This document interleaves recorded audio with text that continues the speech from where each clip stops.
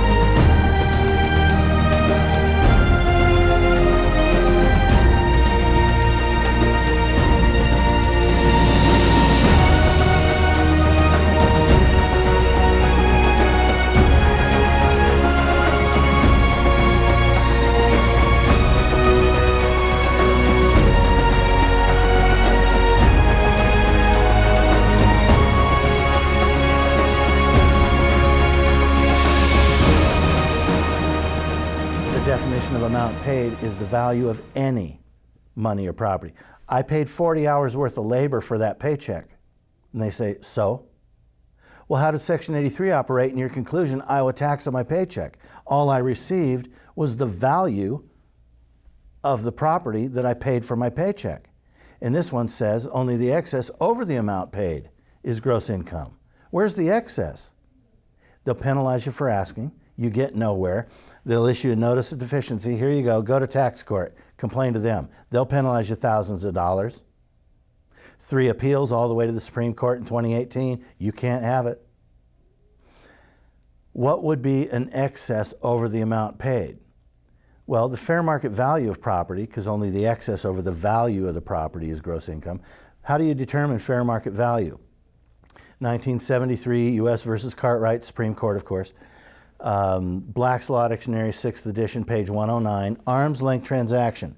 Set of a transaction negotiated between unrelated parties acting in their own best interest under no compulsion to buy or sell, all relevant facts disclosed.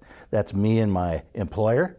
That's me and my customer if I own a diner, or if I offer services over here of some other nature. It's what we agree my labor is worth.